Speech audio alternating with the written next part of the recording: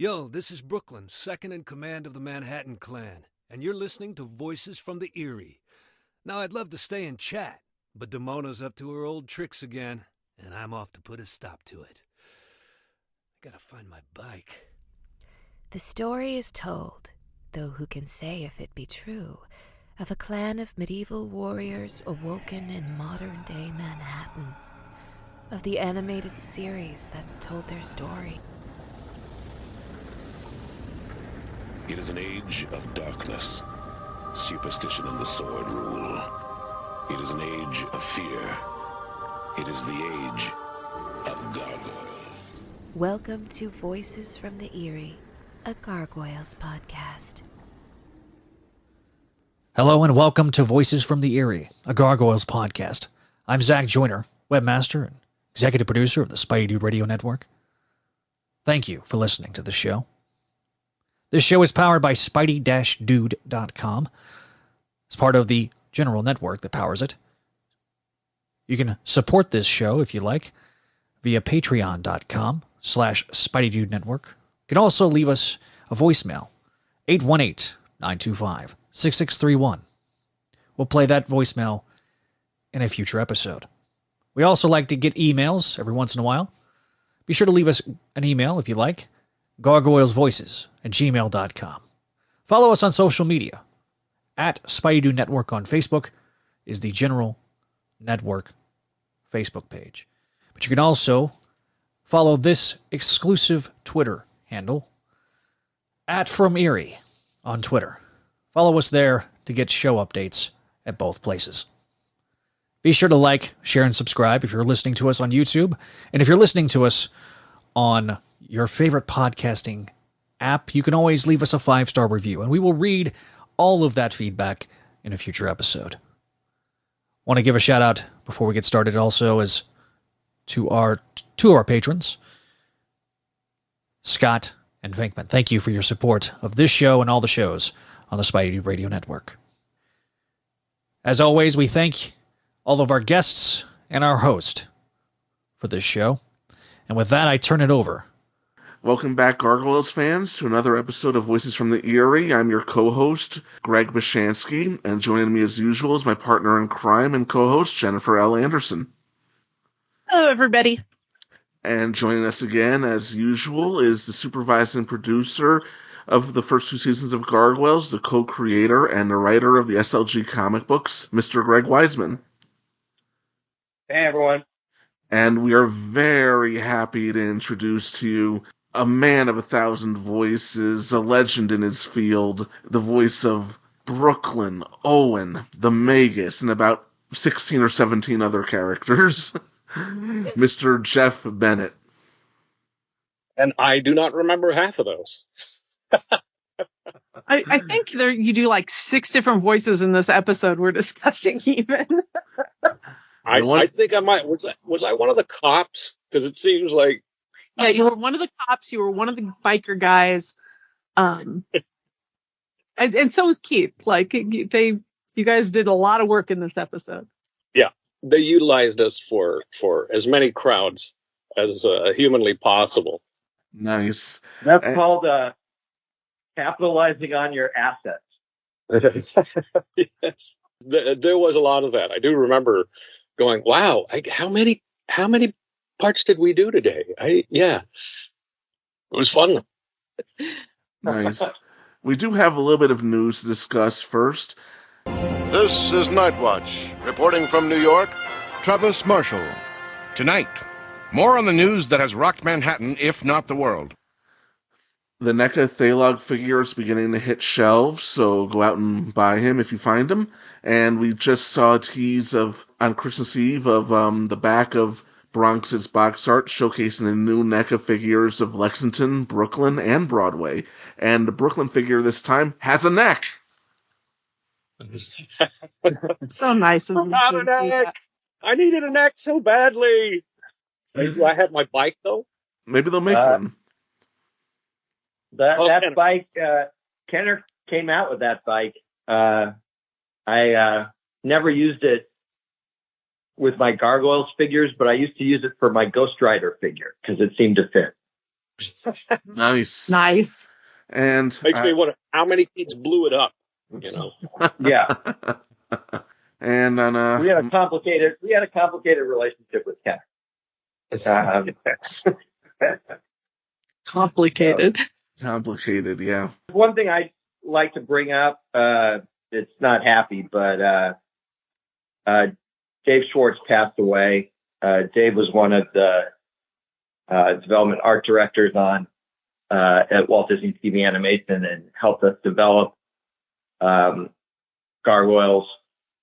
The original art director on the show was Bob Klein, but Bob Klein left Disney for a period of time before returning.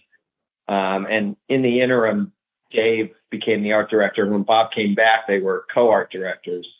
And Dave, in essence, created the inspirational design that became Brooklyn, Lexington, and Broadway. Wow.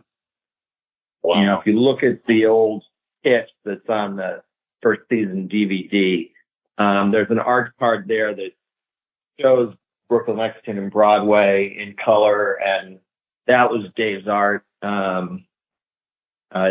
Dave was a fantastic guy, very funny, very acerbic, and a great partner. He moved to Ohio a few years ago, and when he remarried, and he fought a really valiant battle against cancer, and was winning, and was fully vaccinated and boosted, but he caught COVID, and his immune system was compromised by his cancer treatment. Oh man! And yeah, gosh. So because other people didn't get vaccinated, Dave passed away a couple weeks ago, and he's left behind two wonderful daughters and a wife, and a lot of friends who will miss him, and a lot of fans, many of whom don't even realize what his contributions were to many shows, including Gargoyles. And so I just wanted to stop for a second.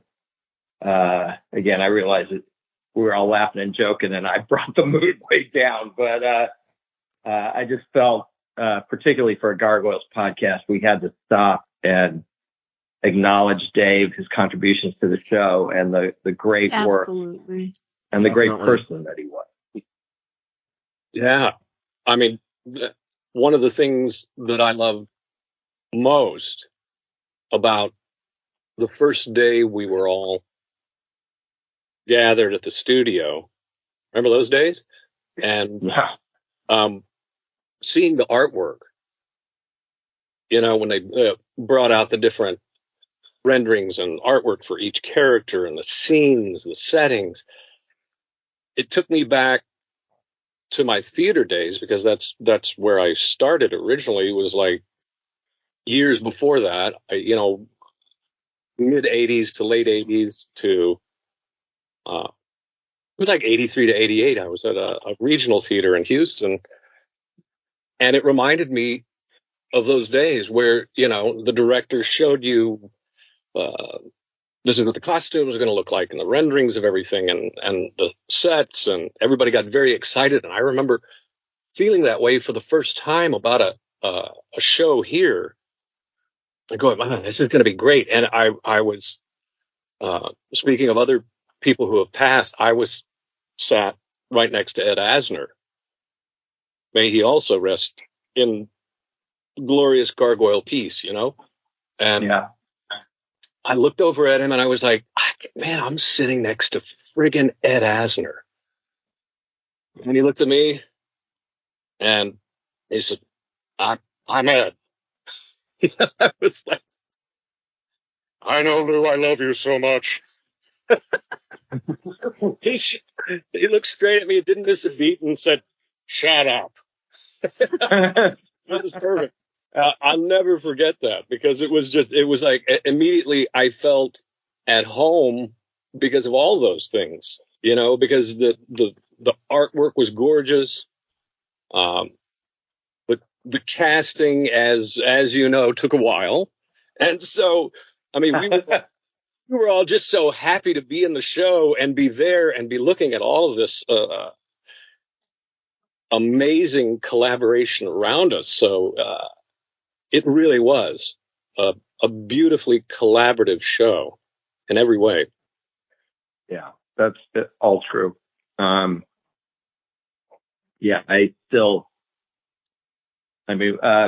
this show, on this podcast, we've talked about Ed multiple times at this point. It's still rocked me. I cannot get my head around him being gone. I can't yet. Truly one of the greats. I mean, yeah, wasn't anything he wouldn't do too for you. He's just a beautiful person. But yeah, we're losing too many great people to this. Yeah. But on that cheerful note, back to our show. Thanks, Greg. Well, we were gonna. Dave Schwartz was my next talking point, so I'm glad we were able to discuss him. He sounded like a terrific person, and he designed the trio, I believe. So may he rest in peace. And he was a great guy. He really was a great guy. Yeah. I'm afraid we're out of time. This has been Night Watch. Sleep well. And to lighten the mood, Jeff, how did you get into voice acting? I was out here trying to do the whole on-camera movie TV thing, and it just nothing was breaking through for me. And I ended up doing a play.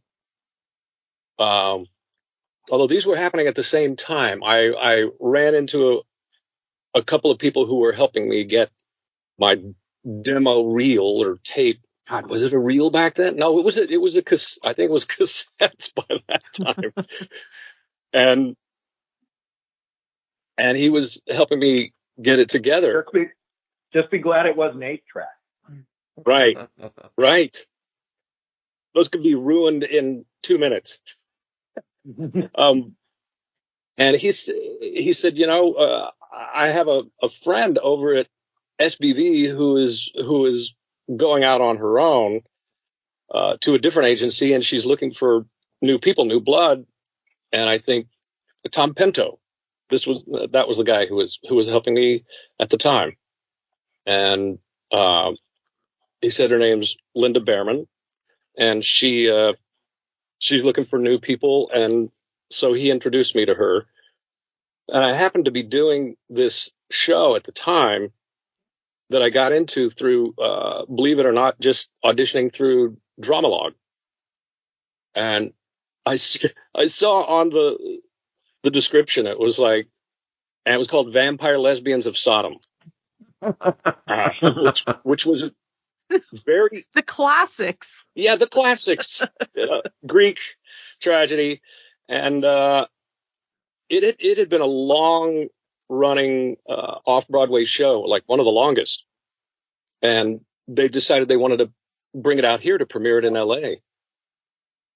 So they had auditions, and I was in this long line of people, and I auditioned because I thought, man, this is the kind of thing maybe I could actually get, because it was basically a German vampire hunter, a Liverpudlian fashion photographer, and one other role. It was like 3 roles. So I did a monologue doing like 3 or 4 different voices, and got hired, and I was doing that play for a while, and invited the agents to come see it. I said, come see me in Vampire Lesbians of Sodom. You'll love it. And that's basically how I started over at SBV. They were kind enough to take me in, and I've been there. Although I started out at a different agency. Hey, Don Pitts. Yeah, Don Pitts. I was there. I think when Casey Kasem was still, he was still popular at that time. And yeah, that's pretty much how I started. And then she became a full agent over at SBV a couple of years later, and took me and a couple of other voiceover talent with her. Well, I first worked with Jeff on a show called Bonkers, where he played Jitters, a dog, which was a character that I absolutely adored. And he played, like, as is typical for Jeff, like probably 6 or 7 other characters as well. And I remember saying to myself that I would never do a show again without Jeff Bennett. So, I thought you were going to say with Jeff Bennett. I will never. That's it. That's the last time. And I have been true to my word. I have never done a show without Jeff. He is my lucky charm. And I think we mentioned this when Jamie was on the show, but when we were casting gargoyles, we had no idea what gargoyles should sound like. And one of the people who solved that problem was not Jeff Bennett, but Tom Hadcock and Bill Fagerbacke, who both have this sort of gravel in their voice, but Tom's voice, of course, is, higher pitched and Bill's is low, but they both have this gravel. So we just sort of went to Jeff and said, find the guy in the middle. That's right. Yeah, I remember that. I remember, God, it was probably like my 5th or 6th time back. And I think Jamie said something like, yeah, it's like we want to go with this sort of, okay, here's what Bill sounds like. Here's what Tom sounds like. We want you to find this kind of place in the middle. And I kind of started doing this Clint Eastwood kind of thing. And he goes, yeah, stay with the Clint Eastwood. Eastwood is great. So it wasn't long after that. I think that might have been one of the last auditions, because I would call, the agents monthly and go, any word on gargoyles? And they're like, no, they're still auditioning. They're still, this thing is serious. They really want to find the right person. I'm like, well, they'd like you back for a 6th time or something. I'm like, okay, I'll go back. Yeah, sure. And my agent at the time called me. I think this is when I found out I got it. She said, so her name was Libby Westby. And she said, well, they've been auditioning for a while and they really like you, Jeff, but they're going with the real thing. It's like, what?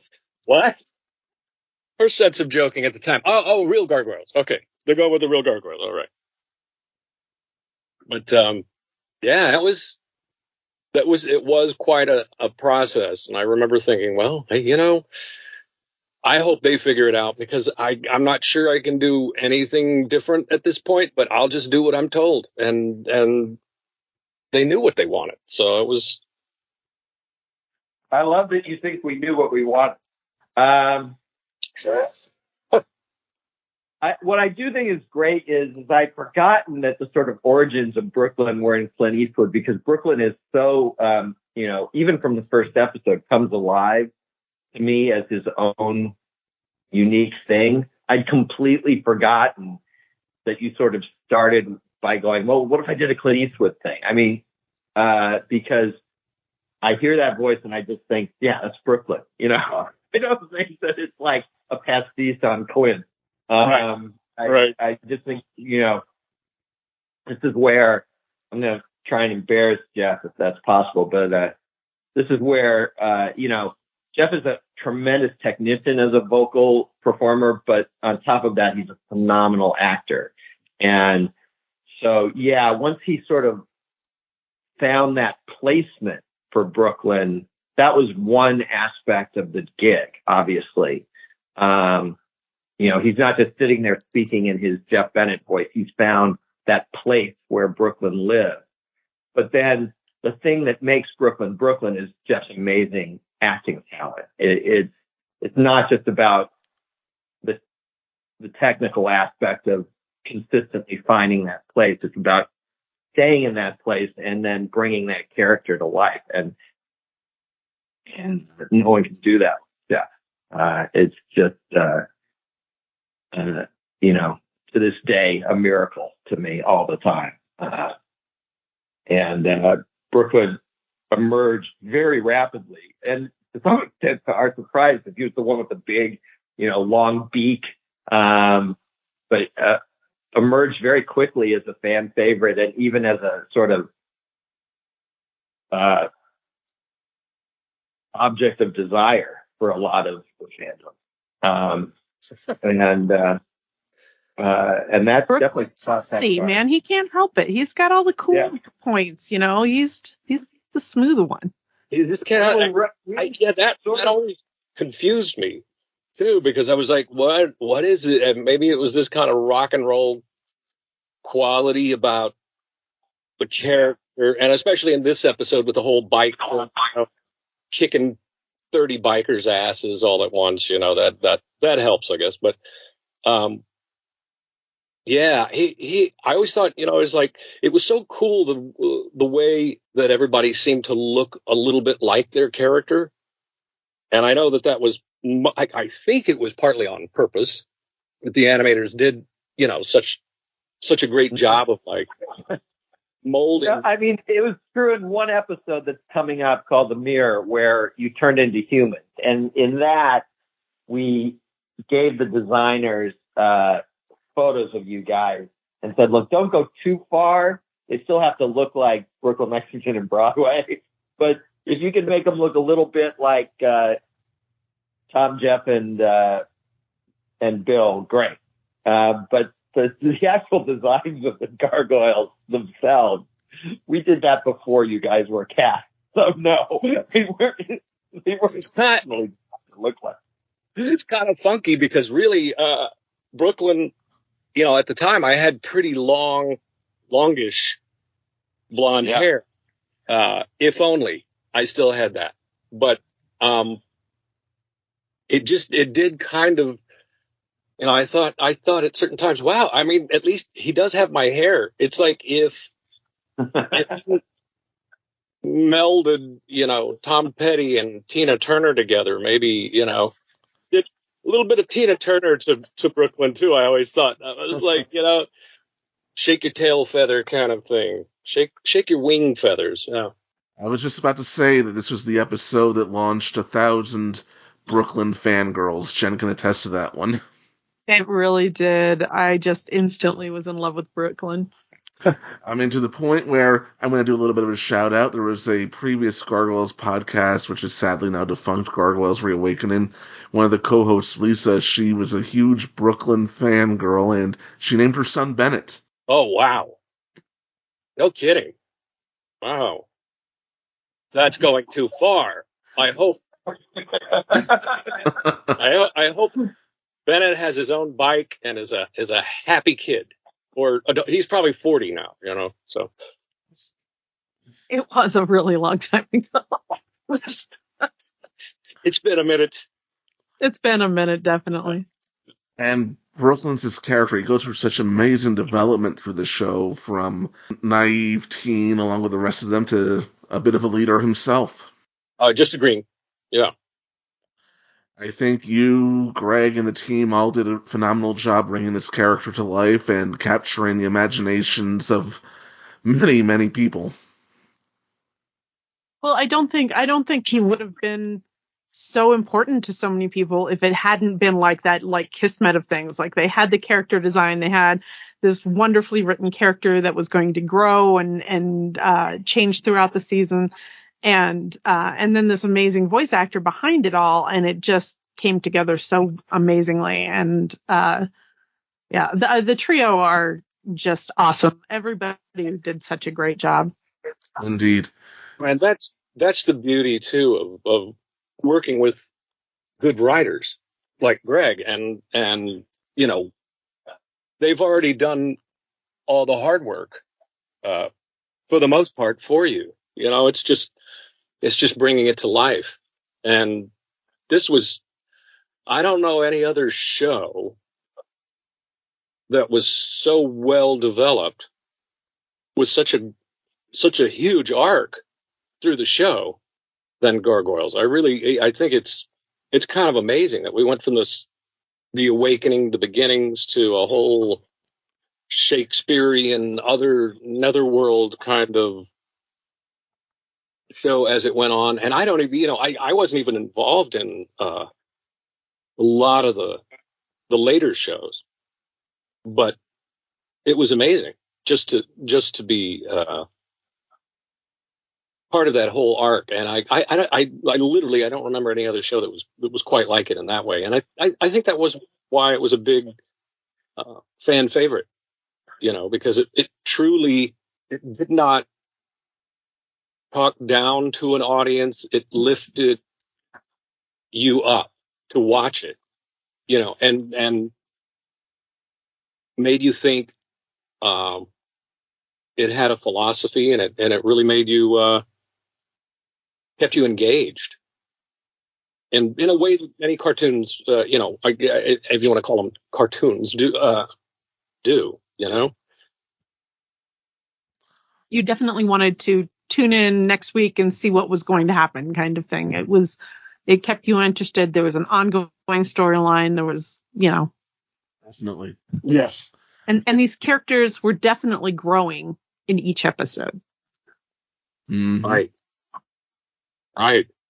And I think a lot of people learned a lot through the show as well, thanks to the writing. Those were some pretty tough themes for younger kids in some of these shows. There's certain things in this episode I'm amazed that we got away with. Speaking of the writing, I really want to mention Bryn Chandler Reeves, who wrote the episode, and Michael Reeves, who story edited it. They did the two of them did the bulk of the work of making this episode play. But there's stuff in there like you see, it's in a body bag, but you see a corpse being taken away in this episode. I'm like, how do we get away with that? Right. Right. It was CSI kind of stuff that you don't usually see in animation. Right. My problem, though, was at one point they're putting a gun in a bag, but they're doing it with their bare hands. No. I think they used a pencil or some kind of stick. They put it through the loop, whatever. Oh, is that? Yeah. It looks like they're just using their hands, going, "Yeah, put the gun in the bag. Yeah, nobody will know. It's up a cliff." It's New York. What are you gonna do? I'm from New York. I love it. And Greg, I'm glad you brought up Bryn Chandler. She was also next on my talking points, and she did a phenomenal job with this script and other scripts, a real workhorse on the show as well. And let's talk about that motorcycle. Jeff keeps referencing it. It's very memorable, even though it lasts, 3 minutes at most? Right. Short-lived motorcycle, much to Lexington's chagrin. Yeah, so we had this partnership with Kenner, doing all the figures, and they some of which looked terrific, some less so. Some had no necks. But what they really wanted was vehicles.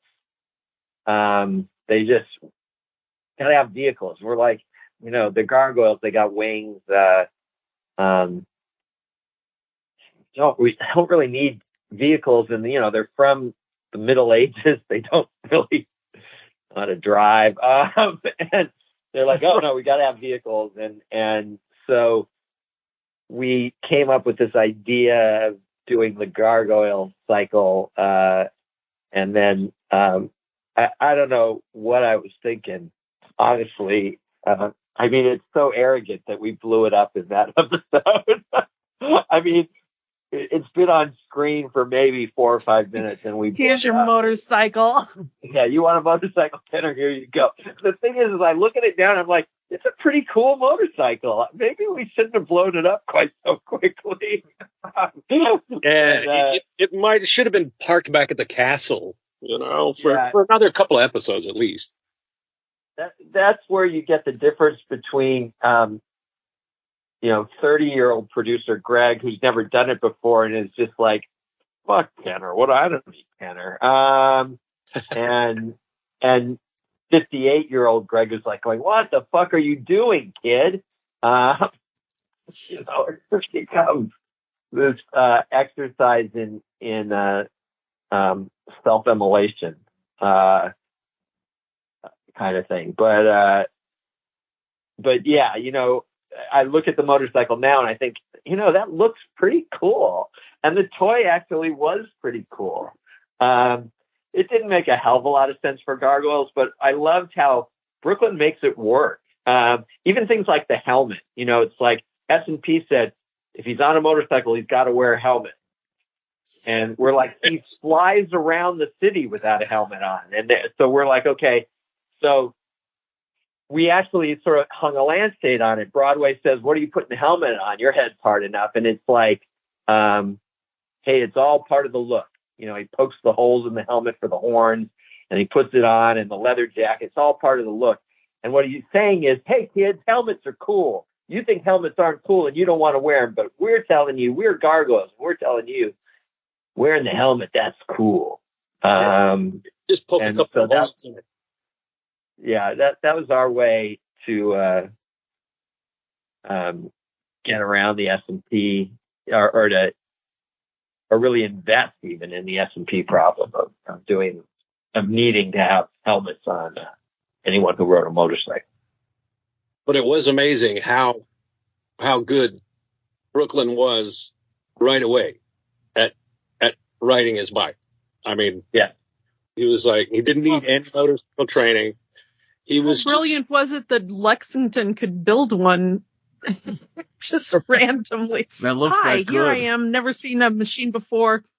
I'm going to build this. And then the next second, Brooklyn's on it and taking off and flying over fences with it and, all sorts of badass stuff.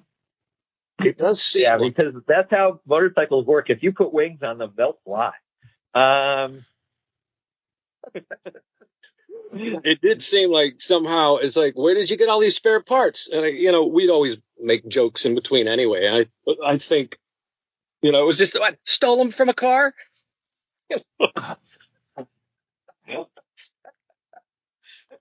They didn't need them. They're just parked in New York. Who needs it? Yeah,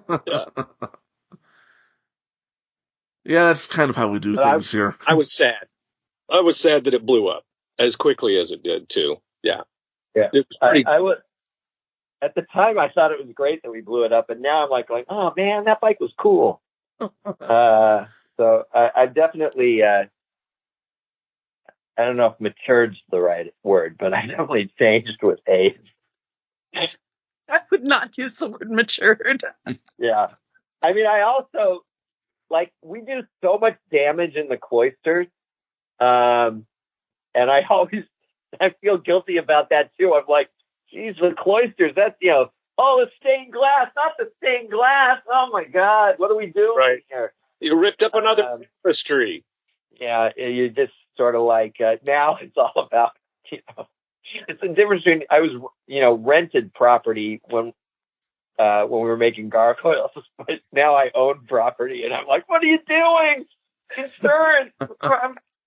The responsible homeowner version doesn't approve of property construction.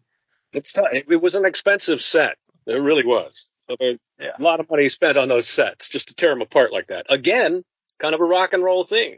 You didn't know you were making a rock and roll kind of show, but that's how it was. That's right. Demona makes a return in this episode, and they go on this little tour of the city, a very dramatic tour. But why do you think she selected Brooklyn instead of Broadway or Lexington, or was it random on her part, do you think? Well, I think, she knew these three from back in the day, and I think she recognized in Brooklyn that he had leadership qualities even before Brooklyn realized it. And even before Goliath had started to consider who his second in command would be, he recognized him as someone with potential, and that if he could get Goliath and his pesky morality out of the picture, then Brooklyn might be able to lead the others into following her. That he had that charisma and he had that leadership ability. And to some extent, I think also she tracked him and found a moment where he was susceptible. It's not like she approaches him immediately. He waits until he needs her, he needs backup, he needs help, and waits until he's pissed off about humans and down. She chooses her moment. Demona is smart about hundreds of things and then really dumb about two or three, usually. But, one of the things she's good at actually is, although it's always pessimistic and cynical, she's good at assessing character. And I think she saw a lot of positive qualities in Brooklyn, but also corruptible qualities in Brooklyn. And on one level, she overestimated how corruptible he would be. And then on the other side of it, a more sort of behind the scenes side of it, we very much in this episode and the one that both precedes and follows it, we wanted to, in Thrill of the Hunt, that was really a Lexington episode to let our viewers sort of really get to know Lexington, and especially Lexington and his relationship with Goliath. And this was the same thing, Brooklyn and his relationship to Goliath. And it follows in the next one that it'll be Broadway and his relationship to Goliath and Elisa. And so we think of these three episodes, following the 5-part pilot, these episodes 6, 7, and 8 as a kind of triptych. The Lexington episode, the Brooklyn episode, and the Broadway episode, that all kind of play together as allowing us to really get into depth on each of these three characters. Up to this point, we've pretty much only seen them as a unit, as the trio. And they have a great rapport and they bounce off each other really well, and all that's great. But we wanted to get a little focus time for each one. And so this was going to be, obviously, Brooklyn. Nice. And Jeff, you're also one of the bikers here. What's it like in a situation in the booth when you have dialogue with yourself? Oh, just like normal life, Just talking to yourself all the time. Yeah, I've had days where this was probably longer ago, but like my daughter going by the door and going, "Daddy, who are you talking to?" I'm like, "Nobody, myself. Go away." Yeah, it's just I kind of grew up doing that kind of thing anyway.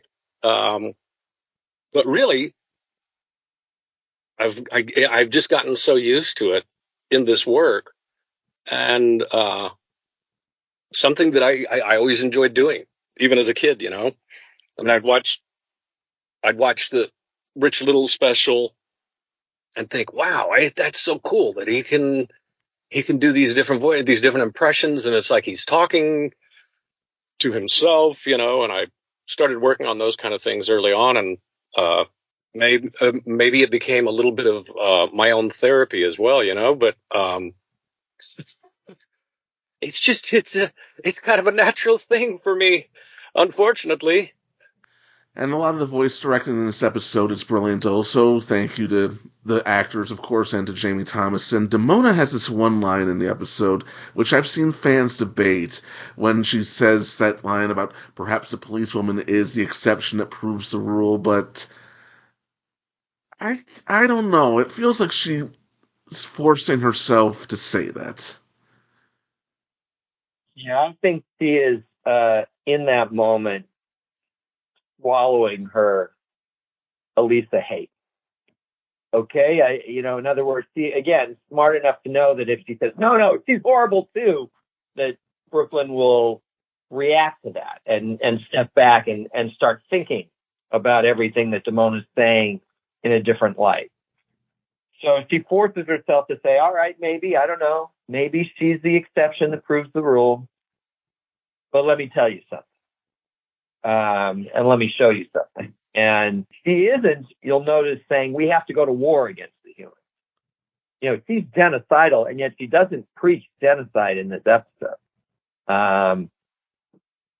In trying to seduce him, she's saying, look, we just have to be way more careful than Goliath wants you to be. And we've got to find a way to show him that. And given what he's just experienced with the bikers, that's sounding like it makes some sense. And then, Goliath inadvertently falls right into her, plays right into her hands, because Elisa comes up again and says, Goliath, you guys have to move. You are not safe here. Santos is getting out of prison in a month. And Goliath is like, we'll drive him away again, in a very medieval sort of mindset. And Brooklyn is like, well, wait a minute. Does that even make sense? What if that doesn't work, and Goliath doesn't want to talk about it. Doesn't want to hear about it. Most interesting. He's not ready. That's the most interesting thing about this show to me, is that this tightrope of, walking this tightrope of trust and mistrust, distrust, is really interesting, because you don't know. It's almost like those, the mafia movies, the Scorsese stuff, where you go, I don't know who's on my side anymore, because he's smart enough. Brooklyn is smart enough to know that Elisa is a friend, and he trusts that. But after the bad day and the blowing up of the bike and all of that he's had, it's like it's not so easy to do. And I think that's a really great, this whole idea of othering that is really prevalent in our society now. It's not like it wasn't then, but even more so. I think because of social media and other factors, it almost takes on more weight and importance now, these kind of shows. I couldn't agree more. Another thing that I've noticed is that over the course of the series, Brooklyn tends to develop a crush on any female with wings. And again, this is something fans have debated. Was he crushing on Demona even a little? And one thing I do have to notice, that entire sequence on the ledge, the board artist was really having fun with the angles he drew her in. So I'm kind of wondering. I don't think that's a question for me. I'm happy to leave that to fans' interpretation. I think that, growing up, he admired Demona quite a bit, but also viewed her as because she viewed her as Goliath's mate. And, I don't think that it really, second piece of that, it changed much. But obviously the problem with the first piece is that, as he says, last week you tried to blow me up with a bazooka. So that kind of changes our relationship a bit. But I do think it's fair to say that Brooklyn grew up in a clan of male and female gargoyles, and suddenly there's no female influence there. And I think he misses that. And I do think that's fair to say. And she has moments, I don't actually want to call them seductive. She's trying to seduce him and make him complicit in a moral sense. I think it's a sexual thing. But I do think there are definitely moments when that feminine approach works on him in a way that I don't think a male approach would have worked. Then how far do you take it, whether he's crushing on her or whatever?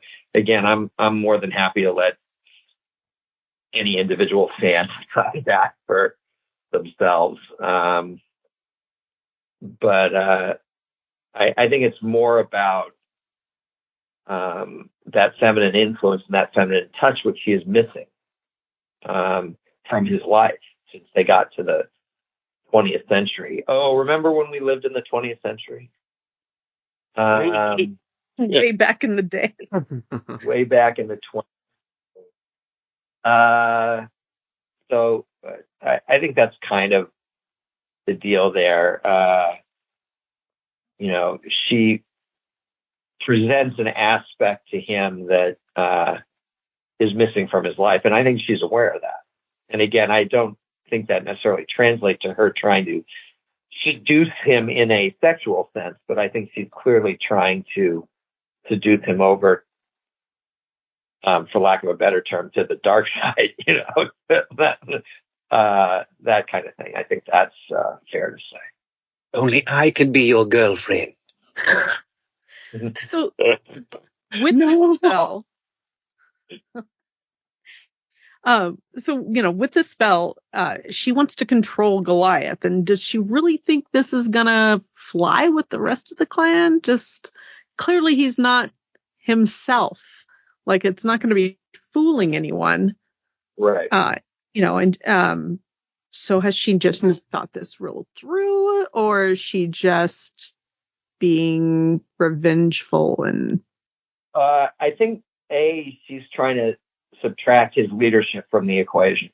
In other words, Goliath is, among other things, an amazingly charismatic leader, and as long as he's there, I think she's, again, Demona, as usual, smart about 100 things and then dumb about a couple. But one thing that she realizes that as long as he's there, functioning normally, she's not going to be able to turn any of them to her side. And then she's like, but I could still use him. So I'm going to turn him to my side. And then let me see if I can turn any of these others once his influence is removed. And, as a backup, I still have the spell. I can cast it on Brooklyn. In other words, if this doesn't fly for Brooklyn, I don't want it, but if I have to, I can cast it on him too. And ultimately, I think she was prepared, if she needed to cast it on literally all, Hudson, Lexington, Broadway, Bronx even. If that's what she needed to do, that's what she was prepared to do. She's not quite, she's still at a stage where she's viewing Goliath as the problem. And that's what I mean about her being smart about a lot of stuff and dumb about some things. That, if only Goliath were out of the way, then all these other gargoyles would quickly see that I'm right. And of course, the very act of doing what she does absolutely turns Brooklyn against her. And she's prepared for it, and yet she's kind of surprised by it. She knew she was, lying to him, or lying by omission at best, about what she was planning to do to Goliath. But she thought, well, he'll come to see the light, and then he doesn't. And in fact, it turns him, and she's prepared for that. She was kind of hoping she wouldn't have to.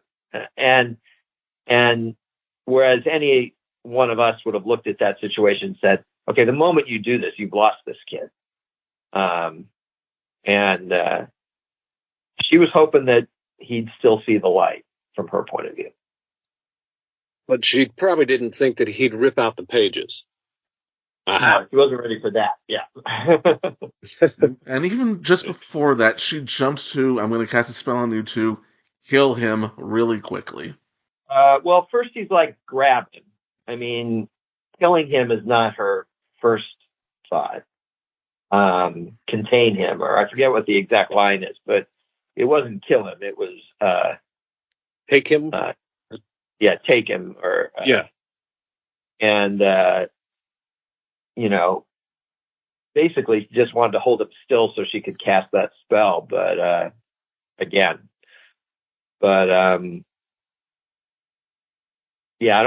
she's not instantaneously murderous when it comes to other gargoyles. That she has to get over a hump on that, or be so enraged in the first place that it sort of flows out of the rage.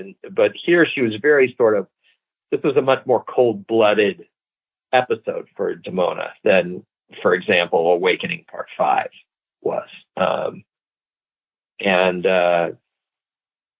So that gave her a little distance to, she doesn't actually want to kill gargoyles if she can avoid it. She's not above it, but she's not, that's not her go-to when it comes to her own species. I want to know how you decided amongst yourselves to resolve that last scene. That was pretty funny. I feel like that was a conversation between Bryn and Michael and myself that went back and forth, and I honestly do not remember who suggested the solution. I want to say it was Michael, but it might have been Bryn, and it might have even been me. But I have a vague memory that it was Michael's idea, but like it was suggested, like, well, this won't work, but what if we did this? Like you say the idea in the hopes that it generates someone else to come up with a better idea. Right. And then we're like, well, wait a minute. That would kind of work. It'd be kind of clever. And there was all this, well, are we cheating too much? Is that going to feel anticlimactic or like it's cheat? And I'm like, well, I don't want to do this every time, but I think we can get away with it here, specifically because of the nature of the spell. And I always see that moment and I go, yeah, I think that works. But I always have to sort of ask myself, does that work? Yeah, I think that works. As opposed to just going, oh, that's really great. And it's weird. It also worked because it's like one of those things that you do with your friends as a kid when you were playing. Too, it's like, well, I have the spell and I said it, so okay, now it's over. That was good. Take my spell book and go home. That's right. You didn't say that was in the rules. Dang. Again, like I cringe every time they rip pages out of the Grimoire. Every single time. Yeah. Yeah. She took a few. Magus doesn't like me. Yeah, she did. Yeah. She pulled some out of there before she made her escape. Yeah. And we'll see the results of that down the road in season 2. And 3. I mean, sorry, not 3. 1 and 2. We'll see in episodes coming. She pulled like 2 or 3 spells out of there, and she makes use of them in the episodes to come. Fantastic episode, and like you said, you talking about the ending, a lot of fans have debated the implications of that. Is he still technically under a spell? Is he even himself, or is he just going through the motions? And it's been a lot of back and forth discussion about that over the decades. I mean, in a very theoretical sense, he's still under the spell, but as pragmatically, as a matter of course, in essence, you can just forget about it because he decides what he would, she said, I want you to behave the way you would as if you weren't under a spell. So that doesn't mean it's her version of what he is. She's basically saying it's your version of what you are. So your version of what you are is you. And so it just is Goliath. So even though technically he's under the spell, he would obviously, they would obviously then destroy that piece of paper so no one else could ever grab it and use it again. And so I think in my head, technically he's under the spell, but as a matter of, pragmatism, it's as if it doesn't exist. That makes sense. There's another great line from Brooklyn in the episode when he says to Elisa, any species that has you for a member can't be all bad. What a backhanded compliment. I love that. I really do. I tried to put it delicately. And I love Elisa's reaction to it too, which is like, thanks. I think, or whatever. Yeah, thanks, I think. I guess that's the compliment. I think I meant well. I mean, I've been called worse, so. Yeah. So, I think for us, the whole idea is that we didn't, as simplistic as that solution seemed, I think, the alternative might have been worse, which is, and I don't mean the alternative of keeping him under the spell, but we just didn't want to have some sort of cliche, oh, it's over, and it's, we wanted there to at least be some cleverness to the whole thing, and having Elisa be the one to solve the problem, to sort of cement the idea that no group is monolithic, that it's Goliath's line that comes a little bit after, actually, which is, Brooklyn is saying she had me thinking all these things are true. And he's like, yeah, because it's a half truth she has thoroughly embraced, so it sounds real. And my God, isn't that the story of our lives today? Is full of half truths that people embrace so thoroughly that, isn't that the case? Man, they are messing us up. Careful what you believe. Yeah. You get a kernel of something, and then you hold on to that, and wag it around as if it's all there is to the story. And that's going to cause problems.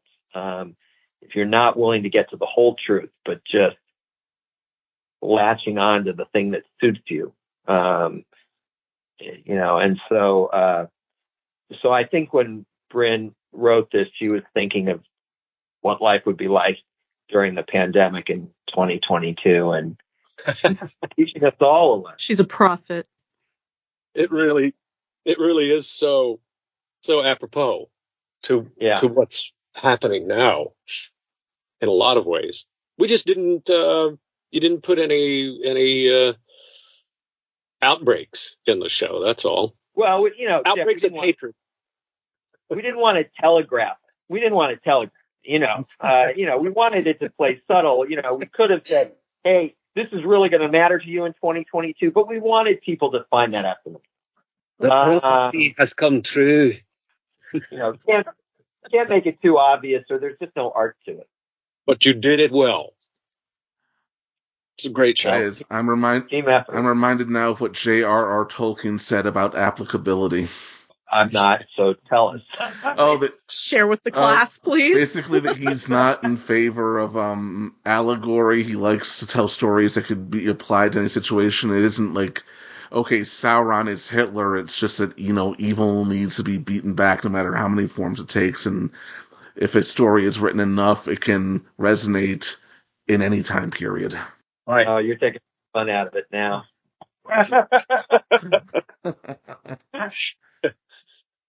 New show, Mutant Gargoyles. Yeah. That's right. The Flying Dead. Nice. Flying Dead. You two have worked together for... I'd watch it. I'd totally watch it. Nice. You two have worked together on, like Greg said, every single show. He hasn't done one without you. And loved you as Shocker and Montana on Spectacular Spider-Man as well. Used to do a podcast about that. And loved you on Young Justice as Red Tornado and among a bunch of other characters. And the work you two do has just been so terrific. I mean, has there been any differences or similarities between these shows that you have seen? I think no. I mean, they're all different, and yet I think the writing has always been very solid, and it's amazing. What that does is for an actor to be able to be comfortable with the lines. As opposed to I get auditions for things that I've actually turned down because I just thought I can't speak as this character, and it's like nobody talks like this or just awkward and stilted kind of stuff. Yeah, that it just seems like maybe it was done by a child almost or something, and I those are the kind of projects I just can't get involved in. And these have always been great scripts, fun, interesting, multi-dimensional characters. And even though Red Tornado might be Owen Burnett's cousin or long lost brother, Right? vocally, it's he's very different also. But there's a certain quality that is similar, I guess, in those characters. But yeah, I've enjoyed them all in different ways. They're all like different shades. So Greg makes that easy. It's especially helpful, like, after working together all these years, you know people's range. You know his range, he knows yours, and it helps to make it happen. But when do we do Bonkers meets the Gargoyles? I don't know. I mean, what worlds would you combine, Greg? Well, for fun, I'd combine that. I'd do that. I'd combine any of them. But I think they're all probably better off living in their own little spheres. The truth is, though, and I'd love to do Gargoyles again. And I wouldn't mind doing Bonkers again. I mean, I was an executive on Bonkers. I wasn't even a showrunner on that. Right. I wasn't even on the quote unquote creative side of that. I helped create the show and developed it, but then, handed it off to other people. Gargoyles was the first show that I sort of took on myself with Frank Parr. But I was, really enamored of the original development of Bonkers. That's probably a whole other podcast to talk about what happened on Bonkers. But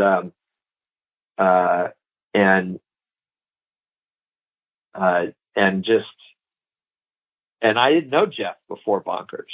I'm sure we had overlapped. I can't imagine you didn't do like an episode here or there of Rescue Rangers or Gummy Bears or something like that.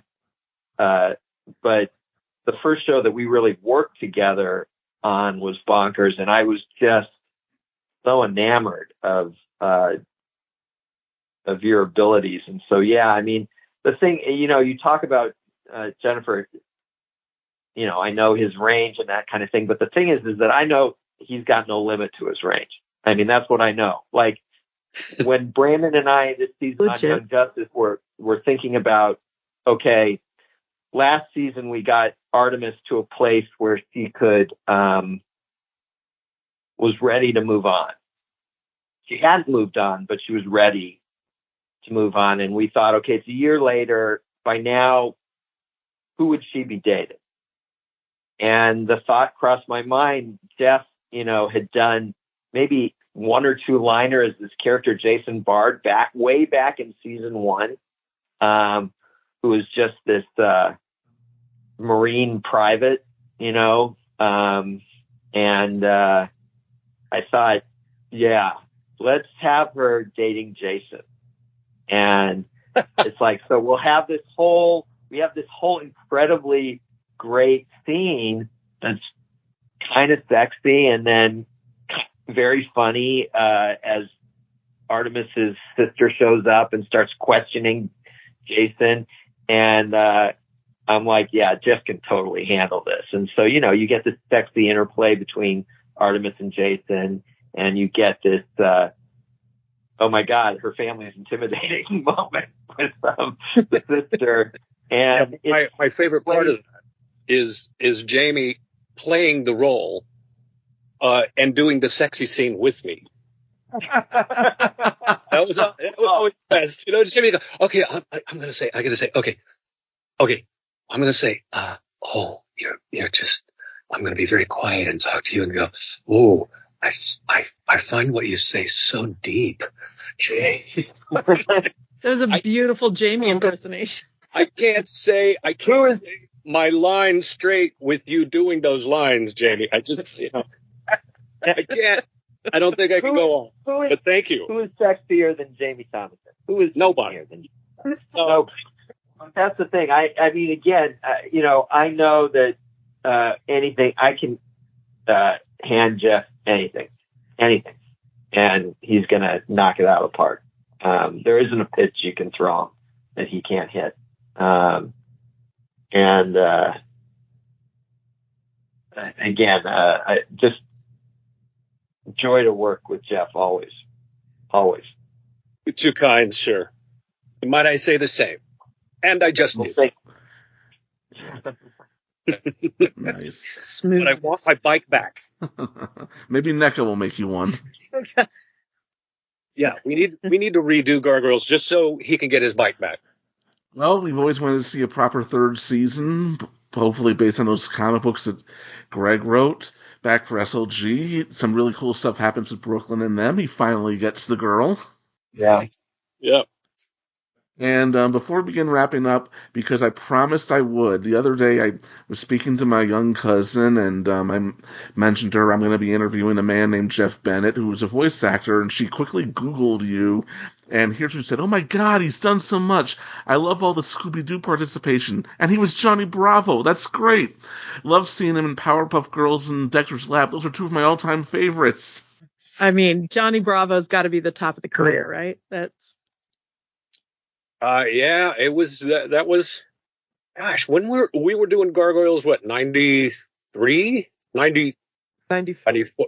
Yeah, we started in 93. We did it from, in terms of voice recording, we would have been recording from 93 through maybe even early 96, although my guess is that we were probably done by late 95 recording. No, I take that back. For the third season, which I didn't work on much at all after the first episode, we must have been recording in early 96 as well. We were doing Johnny Bravo around, it was right around 94, so it was pretty much during the same time that all of that was going on. And Powerpuff too. Powerpuff was happening pretty much around the same time. So I was having a blast doing all these. It was a great age of cartoons. I really was. Yeah, the 90s were just about the best. Yep. Well, and those voice recording sessions from Gargoyles were so much fun. I mean, just so much fun. I mean, it was a great group of people. Everyone really liked each other. Everyone teased each other.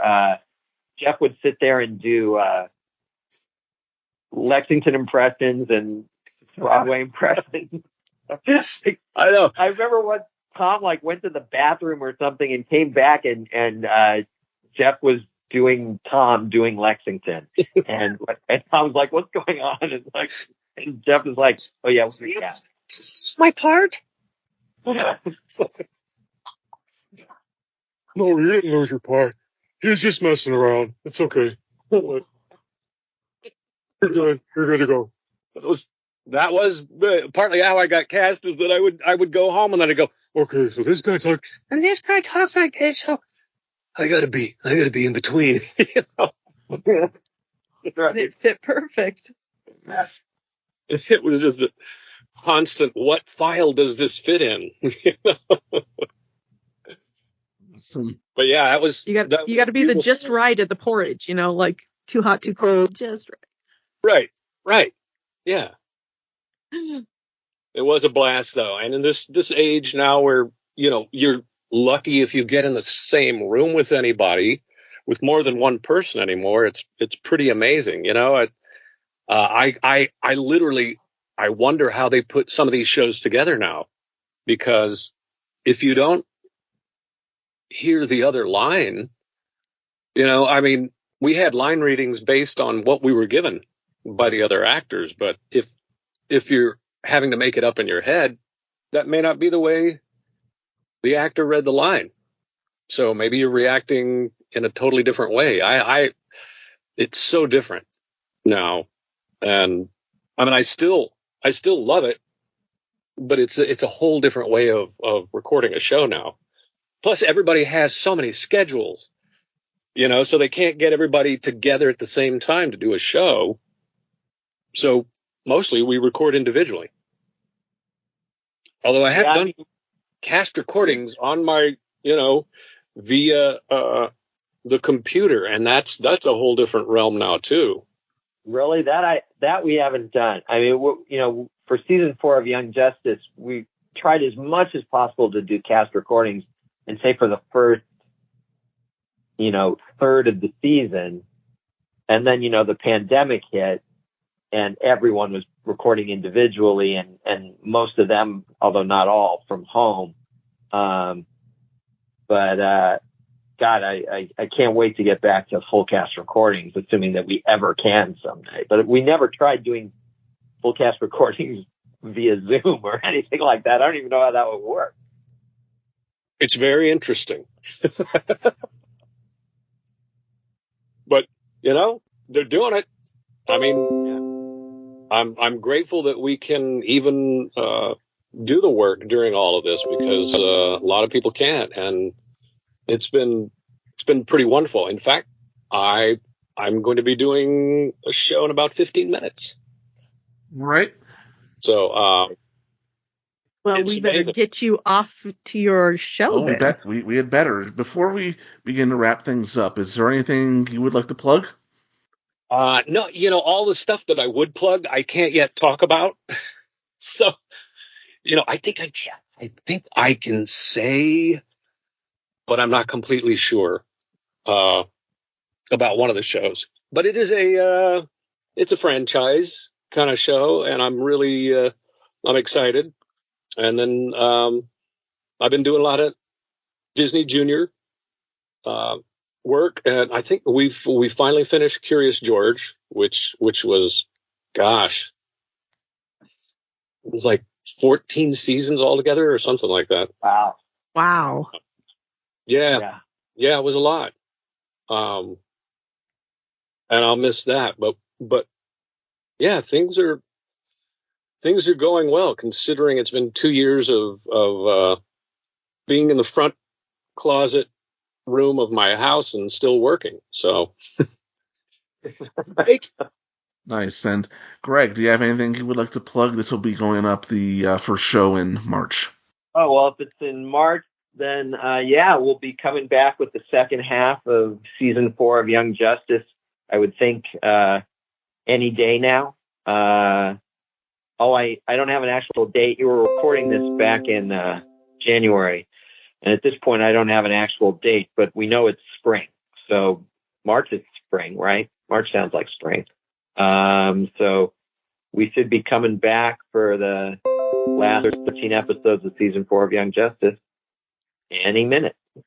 By the time you hear this, wear my shirt if I'm there. I got my Young Justice touring shirt a few months ago. That's right. Part of the Young Justice road crew. Nice. Jennifer, do you have anything you would like to plug?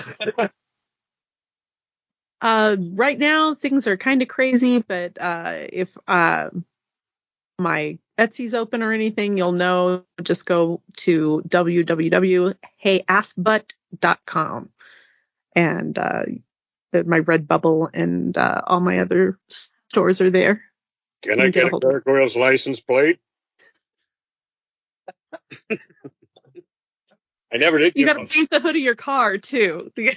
I sure would like me one of them Gargoyles license plates, man. They're very cool. Oh yeah. Johnny Bravo, Gargoyles fan. There's a meeting that should happen. Man, I want some wings too. Just give me some gel and wings, and I'm ready to fly.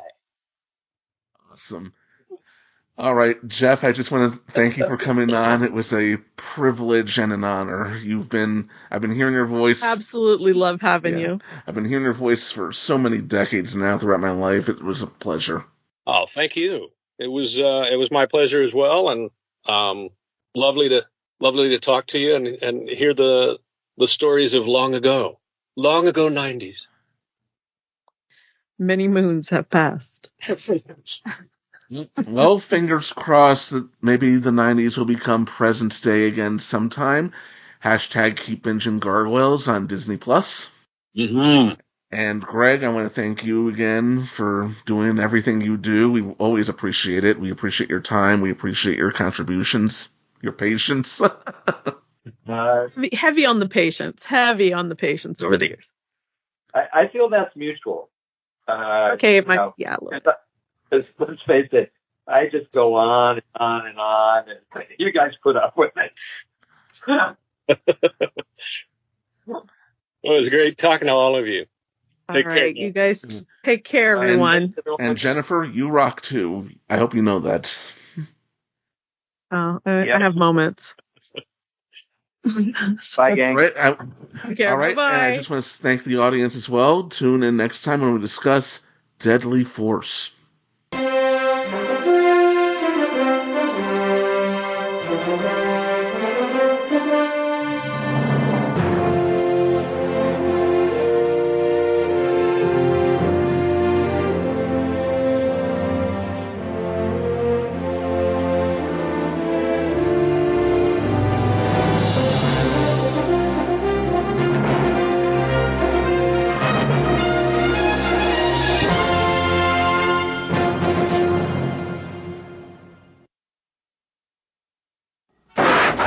You rode a horse once. Could you build one from spare parts?